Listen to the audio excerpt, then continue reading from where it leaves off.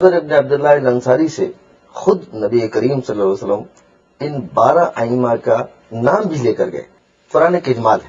ان کے بارے میں نہ اس وقت کوئی بہام تھا نہ اب کوئی بہام ہے. قرآن نازل ہوا تو اس نے نماز نہیں شروع کی، قرآن نازل ہوا تو اس نے روزہ نہیں شروع کیا. روزے کی آیات یہاں سے شروع ہوتی ہیں کہ ایمان والوں تم پر روزہ اسی طرح فرض کیا گیا جس طرح پہلی امتوں پر فرض کیا گیا. تو دین ابراہیمی کے روایت کے تحت لوگ نماز پڑھ رہے تھے، حج کر رہے تھے، روزہ رکھ رہے تھے. یہ سب معاملات تھے. ان میں جہاں جہاں تصحیح کی ضرورت تھی قرآن نے کی ہے. اس وجہ سے اجمال کا طریقہ اختیار کیا گیا. اس بات کے بعد بھی مسلمانوں کا اجماع ہوا. روایات کی حد تک بھی ہمارے نزدیک کسی صحیح روایت میں کوئی ذکر نہیں ہے اس بات کا کہ امامت کوئی الگ سے منصب ہے. سلامتی ہے ان آنکھوں پہ جو ہدایت پہ نظریں جمائے بیٹھی ہیں، ان کانوں پہ جو ذکر خیر کے منتظر رہتے ہیں، اور ان قدموں پہ جو ہدایت کی راہ پہ گامزن ہیں. دینی مسئلہ اس وقت امت میں بہت بڑے پیمانے پہ مشرق سے مغرب تک پیدا ہو چکا ہے. وہ یہ کہ اگر امام غائب تشریف لے آئے کس بنیاد کے اوپر ان کی امامت کو مانا جائے گا، یہ بنیادی سوال ہے. یعنی اس کے لیے ماخذ کیا ہوگا؟ قرآن ہوگا نا. اس کے علاوہ کوئی تیسری چیز تو ہو نہیں سکتی. سوال یہ ہے کہ وہ قرآن ہمیں کہاں سے سپورٹ کرے گا. جب یہ دور نبی کا گزرتا رہا اور اس کے بعد پہلی جس کو تاریخ میں دعوت ذوالعشیرہ کا نام دیا گیا، اور اس کے اندر اپنے اقربا کو بلایا، خاندان کو بلایا، اصحاب کو بلایا، سب کو بلایا اور بلا کے اس کے اندر دعوت دی، اللہ کا پیغام دیا. اور اس وقت بھی یہ کہا کہ میرا ساتھ کون دے گا؟ جو میرا ساتھ دے گا میرے بعد وہ میرا جانشین ہوگا، وہ میرا بھائی ہوگا. یہ تاریخ کے مستند جملے ہیں. اور اس وقت بھی 3 مرتبہ آواز دی، اور تینوں مرتبہ صرف اور صرف حضرت علی علیہ السلام کھڑے ہوئے. اگرچہ وہ کم سنی تھی، ان کی وہ عمر ان کی 10-11 سال تاریخوں میں ہے، وہ یہ کم سنی تھی، لیکن پھر بھی وہ کھڑے ہوئے، ان کا میں ساتھ دوں گا. ٹھیک ہے. اس وقت سے لے کر یہ پہلا موقع تھا. اور اس کے بعد جب ہجرت کرنے کے لیے گئے تو ہجرت کی رات بھی حضرت علی کو جب لٹا کر کے گئے، اور اس کے بعد غدیر خم تک جتنی آیات ہیں اس کے اندر مختلف مقام کے اوپر یہ بات موجود ہے کہ یہ اعلان کر کے گئے اور یہ اپنا فریضہ منصب ادا کر. کون سی آیات ہیں؟ یہ جو حکم دیا، یا ایھا الرسول بلغ ما انزل الیک من ربک فإن لم تفعل فما بلغت رسالہ. دیکھیے ہر شخص جو ہے نا اس کو تفسیر کا، تشریح کا حق ہے. ہم اپنا نقطہ نگاہ سے جو میں آپ کو پیش کر رہا ہوں. آیت نازل ہوئی، نبی کریم نے لوگوں کو جمع کیا اور سب ساتھ تھے. آخری حج تھا، لوگ چل ہی رہے تھے، کچھ آگے جا چکے تھے، کچھ پیچھے تھے، سب کو جمع کیا. اور اس کے بعد ممبر بنایا. ممبر بنا کر کے اس کے اوپر کھڑے ہو کر کے خطبہ دیا. خطبہ دینے میں انہوں نے پوچھا کیا میں تمہارے نفسوں پر تم سے زیادہ اولا نہیں ہوں؟ سب نے کہا یا رسول اللہ، آپ ہمارے نفسوں سے زیادہ اختیار رکھتے ہیں، آپ اولا ہے. اس وقت حضرت علیہ السلام کو انہوں نے باقاعدہ بازوؤں سے اٹھا کر کے اپنا خود کو اعلان کیا کہ من کنت مولا ہوں فہذا علی مولا، جس کا میں مولا ہوں اس کا علی مولا ہے. اب سوال یہ پیدا تو آتا ہے کہ جس معنی میں، جس مقصد میں، جس مفہوم میں، جس اختیار میں نبی مولا تھے عوام الناس کے، اسی منصب اور اسی مفہوم میں ان کے بعد حضرت علیہ السلام ان کے بعد حق رکھتے ہیں مولائیت کا، اور اس لیے مولا کا اعلان. اور جب یہ اعلان ہوا، اس آیت کے اندر ایک جملہ ہے واللہ یعصمک من الناس، تم ڈرو مت، تم اعلان کرو. ایسا کون سا یعنی پیغام تھا کہ جس کے لیے نبی یہ سوچا تھا؟ یہ جملہ اس بات کی دلیل ہے کہ اس سے پہلے بھی مختلف مقامات کے اوپر یہ اشارتاً کنایتاً یہ گفتگو آئی، لیکن نبی نے شاید اعلان نہیں کیا ظاہری طور پر. ظاہری طور پر یہاں اعلان ہوا. اس کے بعد پھر آیت نازل ہوئی الیوم اکملت لکم دینکم واتممت علیکم نعمتی، آج میں نے دین کو کامل کر دیا اور نعمتیں تمام کر دی. ہمارا نقطہ نگاہ یہ ہے کہ حضرت علیہ السلام کو باقاعدہ اپنے بعد نبوت کے بعد امامت کے منصب پر اور ولایت کے منصب پر فائز کیا اور اعلان کیا. صاحب علامہ صاحب کی گفتگو آپ نے ملاحظہ فرمائی. علامہ صاحب نے کئی اہم نکات اور علمی نکات بیان کیے ہیں، قرآن کریم کی کئی آیات کے حوالے دیے ہیں. میں چاہتا ہوں کہ آپ بھی ان کے بارے میں اظہار خیال کر دیں. دیکھیے ویسے تو یہ جسارت ہوتی ہے، لیکن ظاہر ہے کہ آپ سوال کر رہے ہیں، انہوں نے اپنا نقطہ نظر بیان کیا ہے، تو میں بھی اپنا نقطہ نظر بیان کیا دیتا ہوں. اور میں یہ سمجھتا ہوں کہ اس کو علمی پس منظری میں دیکھنا چاہیے. اس طرح کے معاملات میں زاویہ نظر کا فرق ہوتا ہے. یہ جتنی آیات پیش فرمائی ہیں انہوں نے، ہمارے نزدیک اس کا وہ مدعا و مفہوم نہیں ہے. اطیعوا اللہ واطیعوا الرسول واولی الامر منکم فإن تنازعتم فی شیء فردوہ الی اللہ والرسول. یہ وہ موقع تھا کہ جب اگر نبی کے علاوہ بھی کسی کو کوئی حق دینا تھا تو اس کو بیان ہونا چاہیے تھا. آیت کا مفہوم یہ ہے کہ ایمان والو اللہ کی اطاعت کرو، اللہ کے پیغمبر کی اطاعت کرو، اپنے حکمرانوں کی اطاعت کرو۔ اب اس کے فوراً بعد یہ فرمایا ہے کہ فَإِن تَنَازَعْتُمْ فِي شَيْءٍ فَرُدُّوهُ إِلَى اللَّهِ وَالرَّسُولِ، اگر کسی معاملے میں کوئی اختلاف ہو جاتا ہے، باہمی نزاعات ہو جاتے ہیں، تو اس میں اللہ اور رسول کی طرف لوٹایا جائے گا۔ ہمارے نزدیک یہ بالکل حجت قطعی ہے کہ اللہ اور رسول ہی ہیں کہ جن کے ساتھ منازعت نہیں لیکن ہے۔ اول الامر سے مراد ہی تو وہی لوگ ہیں۔ یہ میں وہی عرض کر رہا ہوں، یعنی یہ بات قرآن نے واضح کر دی اس آیت کے ذریعے سے کہ اللہ اور اللہ کے پیغمبر کے سوا ہر ایک سے منازعت ہو سکتی ہے، ورنہ تو کہنا یہ چاہیے تھا کہ اگر اس معاملے میں کوئی اختلاف ہو جائے تو پھر تینوں کی طرف رجوع کرو۔ بتایا یہ گیا ہے کہ اگر اولو الامر سے بھی اختلاف ہو جاتا ہے تو پھر اللہ اور رسول ہیں جن کو آخری حجت کی حیثیت حاصل ہے۔ تو ہم یہ سمجھتے ہیں کہ اس آیت اختلاف کا حق یہ بتا رہا ہے، اختلاف کا حق یہ بتا رہا ہے کہ کوئی اور معصوم نہیں ہے، معصومیت نبی صلی اللہ علیہ وسلم پر ختم ہو گئی، آخری حجت پیغمبر کی ذات والا صفات ہے، الہام القاء کا دروازہ، وحی کا دروازہ ان کے بعد بند ہو گیا۔ نبوت کے بارے میں خود رسالت میں آپ صلی اللہ علیہ وسلم نے یہ فرما دیا کہ میرے بعد نبوت ختم ہو گئی ہے اور اب اس کے بعد صرف مبشرات رہ گئے ہیں۔ پوچھا گیا وہ کیا چیز ہے، تو آپ نے فرمایا کہ رویا رجل الصالح، یعنی یہ کسی اچھے آدمی کو کوئی خواب آ جائے۔ اس سے زیادہ کوئی چیز رسالت میں آپ صلی اللہ علیہ وسلم نے واضح کر دیا کہ باقی نہیں رہ گئی۔ اس آیت نے بالکل نص قطعی کے طور پر یہ بات واضح کر دی ہے کہ ہر شخص سے ہم کو اختلاف کا حق حاصل ہے، ہر شخص کے مقابلے میں اپنی رائے پیش کر سکتے ہیں، صرف اللہ اور اللہ کے رسول ہے جس کے سامنے ہم کو سرنڈر کر دینا ہے، جن کے احکام سے سرتابی کی کوئی گنجائش نہیں ہے۔ جہاں تک سورہ احزاب کی آیت کا تعلق ہے کہ اے پیغمبر آپ اللہ کا پیغام پہنچا دیں، اور اگر آپ نے اس کو نہیں پہنچایا تو گویا آپ نے رسالت کا حق ادا نہیں کیا۔ ہم یہ سمجھتے ہیں کہ یہ آیت جس جگہ آئی ہے وہاں پورا اس کا پس منظر موجود ہے۔ زید کے معاملے میں، سیدنا زید کے معاملے میں ایک بڑی نازک صورتحال پیش آ گئی تھی، نبی صلی اللہ علیہ وسلم نے ان کی شادی کرائی۔ وہ ظاہر ہے کہ ایک ایسی صورتحال تھی کہ جس میں اب وہ طلاق دے رہے تھے، حضور صلی اللہ علیہ وسلم کو اس کے بعد ایک اور حکم دیا جا رہا تھا، اس کا پوری تفصیل بیان کی گئی ہے، میں اس کی تفصیلات میں اس وقت نہیں جاتا۔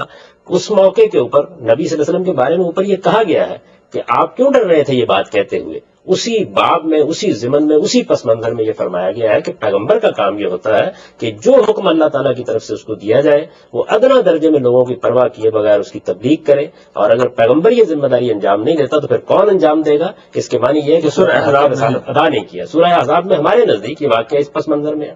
جہاں تک آیت تطہیر کا تعلق ہے وہ تو بالکل ازواج مطہرات کے بارے میں وضاحت سے بات بیان کر رہی ہے، اور آیت تطہیر کا ہرگز یہ مطلب نہیں ہے کہ کوئی معصومیت ہو گئی ہے۔ اس کے معنی ہمارے نزدیک یہ ہے کہ پیغمبر کی بیویوں، تمہارے لیے کچھ خصوصی احکام دیے گئے ہیں، تمہاری ایک خاص حیثیت ہے، تمہارے گھرانے کو لوگ اسکینڈلائز کرنے کی کوشش کر رہے ہیں، تہمتیں لگا رہے ہیں، لہٰذا اللہ یہ چاہتا ہے کہ تم اپنے اوپر کچھ زائد پابندیاں قبول کرو اور زیادہ احتیاط سے کام لو تاکہ کوئی منافق تمہاری اخلاقی حیثیت کو مجروح نہ کرنے پائے۔ اللہ یہ چاہتا ہے کہ تمہیں لوگوں کی نظروں میں بھی بالکل پاک صاف رکھے۔ یہ ہمارے نزدیک ان آیات کا مفہوم ہے۔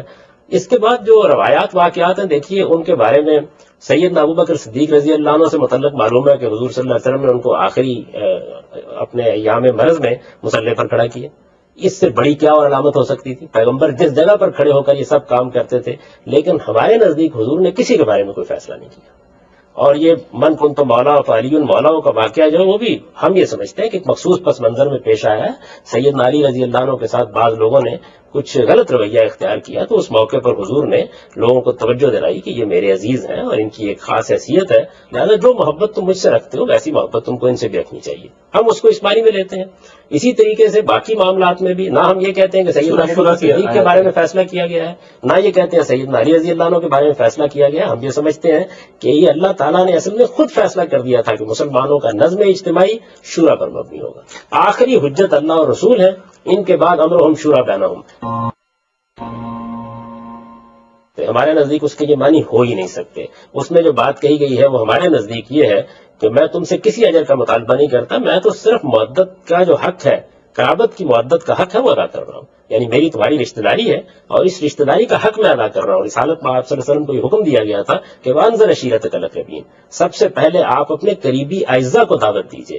تو آپ نے اس موقع پر کہا کہ میں تم سے کوئی اجر تو نہیں مانگ رہا۔ یہ بالکل اسی طرح کا جملہ ہے یہ آپ جس طرح یہ کہتے ہیں کہ بھائی میں تو آپ کی یہ خیر خواہی میں یہ کام کر رہا ہوں، میرے آپ کا ایک تعلق ہے، دوستی ہے، رشتہ داری ہے، میں اس کی محبت کا حق ادا کر رہا ہوں، یہ جو پیغام تم کو پہنچا رہا ہوں، میں تم سے کوئی معاوضہ تو نہیں مانگ رہا۔ تو ہم اس کو اس طرح لیتے ہیں۔ ہمارے نزدیک ان تمام آیات میں کسی جگہ یہ بات نہیں کہی گئی۔ اگر امامت کا کوئی منصب ہوتا تو اللہ تعالیٰ صراحت سے اس کو بیان کرتے، وضاحت کے ساتھ بتاتے کہ یہ ایک منصب ہے، ایمانیات میں شامل کرتے، اس لیے کہ جب آپ کسی کو معصوم قرار دیتے ہیں تو پھر تو اس کے معنی یہ ہے کہ آپ کو اس کو ماننا ہے۔ آپ یہ دیکھیے کہ چونکہ اللہ تعالیٰ نے حکم دیا ایمان کا اپنے اوپر، اللہ تعالیٰ نے اپنی کتابوں پر ایمان کا حکم دیا, اللہ تعالیٰ نے اپنے پیغمبروں پر کتاب کا حکم دیا, اللہ تعالیٰ نے آخرت پر ایمان کا حکم دیا, تو ایمانیت متعین کر دی, بتا دیے.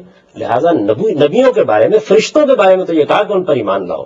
اگر ائمہ کا بھی کوئی منصب ایسا ہوتا کہ جس کو ماننا ناگزیر ہوتا تو اللہ تعالیٰ اس کو بیان کر دیتے. قرآن بالکل واضح ہے, بلسان عربی مبین ہے, وہ اپنی باتیں قطعیت سے بیان کرتا ہے, کوئی چیز تان نہیں ہے, کسی خارجی چیز کو اس پر حکومت کا حق نہیں ہے. وہ اپنی بات واضح طریقے پہ بیان کر رہا ہے اور یہ کہہ رہا ہے کہ نبوت ختم ہو گئی.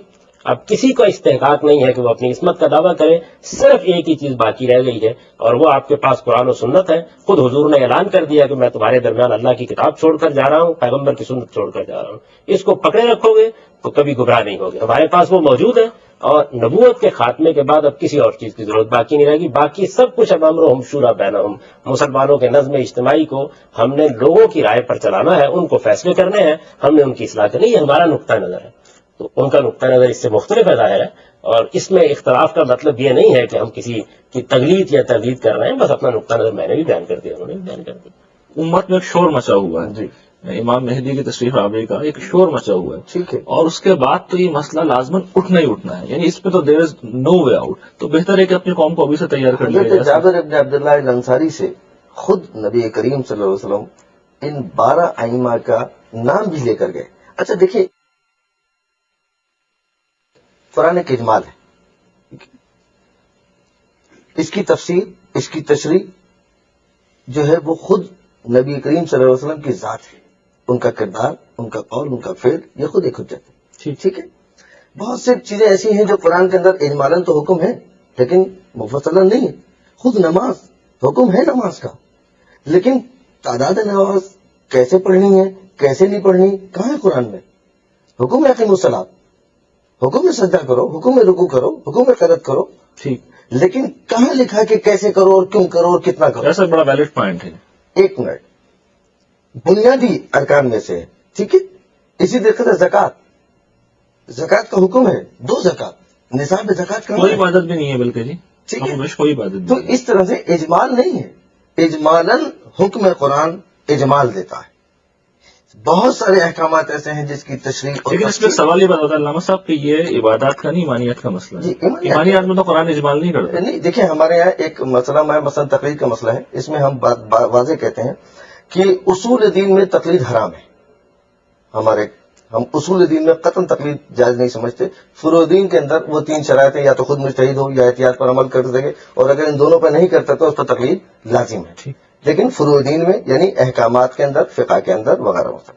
اصول دین جو ہے ہمارے اور اہل سنت والجماعت کے نزدیک صرف چھوٹا سا ایک مسئلہ ہے کہ ہم اصول دین میں 5 چیزیں رکھتے ہیں: توحید, عدل, نبوت, امامت, قیامت. ٹھیک ہے.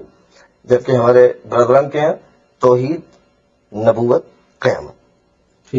یہ بیسک بنیادی چیز ہے. لیکن اس میں کوئی بہت بڑا ایسا اختلاف نہیں ہے. یہ ایک علمی مباحث ہیں کہ جس کو ہم بڑے آسان طریقے سے سمجھ بھی سکتے ہیں اور سمجھا بھی سکتے ہیں. ٹھیک ہے.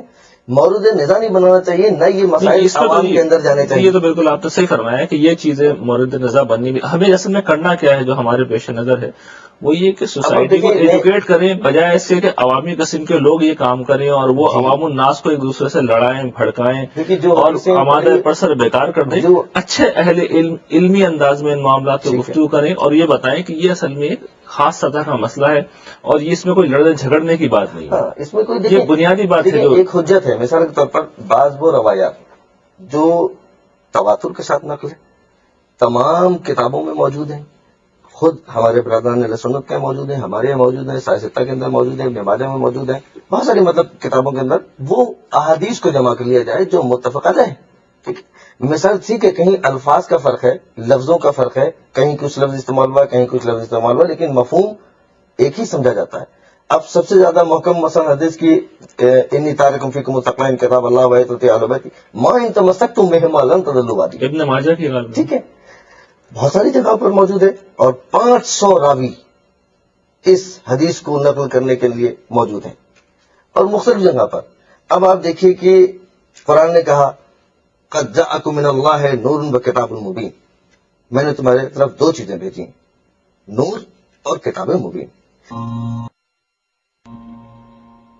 اس میں سر مسئلہ یہ کہ اس وقت بھی خالی ہے, کوئی بھی نہیں ہے. نہیں، امام مہدی علیہ موجود ہے. براہ راست تو موجود نہیں ہے نا. نہیں، براہ راست اگر ہو تو پھر مسئلہ ہی ختم ہو جائے گا. نہیں، براہ راست مسئلہ پھر وہی آ جاتا ہے جو آپ نے جس فرمایا تھا کہ اہل علم کو یہ حق حاصل ہے. اب اہل علم میں کون زیادہ علم ہے اس کا فیصلہ تو عوام ہی کریں گے. عوام جانتے ہیں. تو وہ بات پھر عوام پہ آ گئی لوٹ تو کے. عوام یہ جانتے ہیں کہ اہل عوام کون کیا ہے. شکوہ کریں گے اللہ دیکھیے تعالیٰ سے؟ مثال کے طور پر کیا اس ملک میں عوام نہیں جانتے کہ باکردار لوگ کون ہیں؟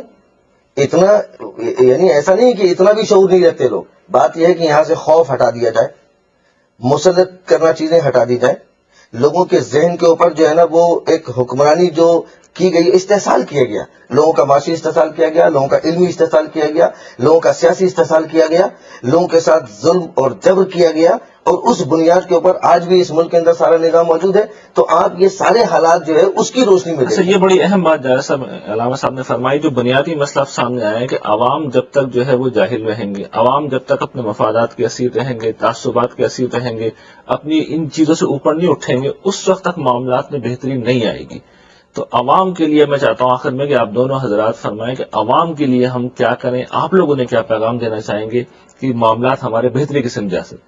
جی، اس سے پہلے کہ آپ ختم کریں اس بات کو، دو تین چیزوں کی میں وضاحت کر دوں. جی ہو سکتا ہے کہ وہ غلط فہمی کا باعث بن رہی ہوں. ایک تو یہ سمجھ لیجئے کہ جو کسی شخصیت کے بارے میں یہ ایمان رکھنا ہے کہ اس کی بات اللہ کی بات ہے، میں اس سے اختلاف نہیں کر سکتا، میرے نزدیک یہ ایمانیات کا مسئلہ ہے، اور ایمانیات کے مسائل میں قرآن نے کبھی اجمال سے کام نہیں لیا. ایک بات.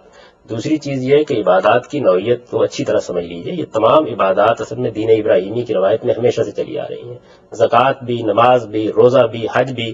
حج کی ابتدا رسالت میں آپ صلی اللہ علیہ وسلم سے نہیں ہوئی، نماز کی ابتدا حضور سے نہیں ہوئی. یہ جو فیصلہ ہے اگر یہ حضور نے کیا ہے تو آپ سے اس کی ابتدا ہوئی ہے، اس وجہ سے اس کو تفصیل سے قرآن میں بیان ہونا چاہیے تھا.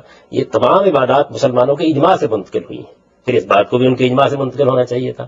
تو یہ بات بالکل طے ہے کہ عبادات کو اس لیے قرآن مجید میں اجمال سے بیان کیا گیا ہے کہ یہ مسلمان اس سے پوری طرح واقف تھے. مسلمان آج بھی ان سے پوری طرح واقف ہے. ان کے بارے میں نہ اس وقت کوئی وہم تھا نہ اب کوئی وہم ہے. قرآن نازل ہوا تو اس نے نماز نہیں شروع کی، قرآن نازل ہوا تو اس نے روزہ نہیں شروع کیا. روزے کی آیات یہاں سے شروع ہوتی ہیں کہ ایمان والوں تم پر روزہ اسی طرح فرض کیا گیا جس طرح پہلی امتوں پر فرض کیا گیا. تو دین ابراہیمی کے روایت کے تحت لوگ نماز پڑھ رہے تھے، حج کر رہے تھے، روزہ رکھ رہے تھے. یہ سب معاملات تھے، ان میں جہاں جہاں تصحیح کی ضرورت تھی قرآن نے کی ہے، اس وجہ سے اجمال کا طریقہ اختیار کیا گیا. اس بات کے بعد بھی مسلمانوں کا اجماع ہوا.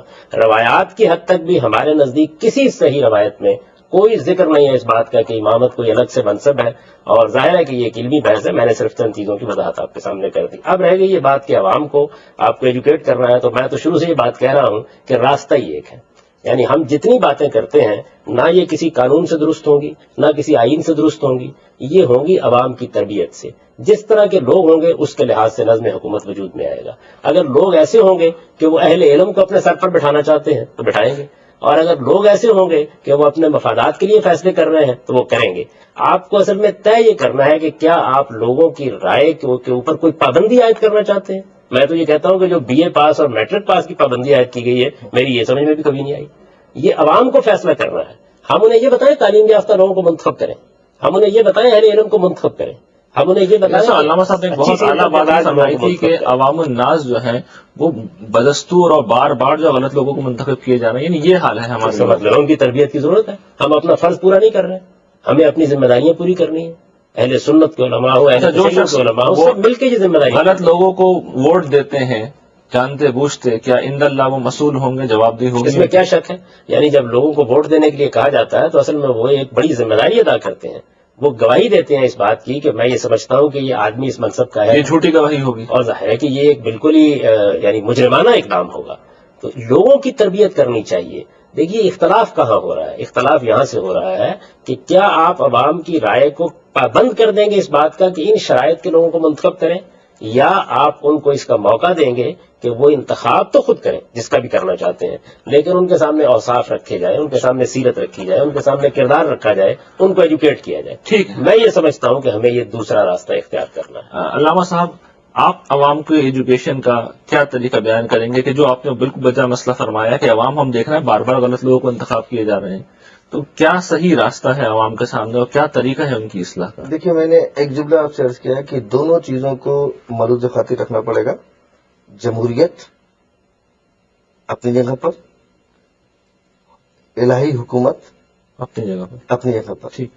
لازم نہیں ہے، ضرور نہیں ہے کہ الہی حکومت علامہ صاحب آپ کا بہت بہت شکریہ. جاوید صاحب آپ کا بھی بہت ممنون ہوں، آپ تشریف لائے. آپ لوگوں کے آنے سے ہم نے بہت سی باتیں سیکھی اور یقین یہ ہے کہ ہمارے ناظرین نے بھی بہت سی باتیں سیکھی ہوں گی. جو سب سے اہم بات میرے نزدیک سیکھنے والی ہے آج کے پروگرام میں وہ یہ کہ ہماری اور آپ کی تقدیر ہمارے اپنے ہاتھ میں ہے. اگر ہم اچھے لوگوں کو منتخب کریں گے تو ہم اپنے حق میں بہتری کریں گے، اور برے لوگوں کا اگر ہم انتخاب کرتے ہیں تو پھر یہ ہم اپنے حق میں ہی برائی کریں گے. اب اپنے رضوان ریحان احمد یوسفی اور آج اسلام کی ٹیم کو اجازت دیجیے. اللہ نگہبان.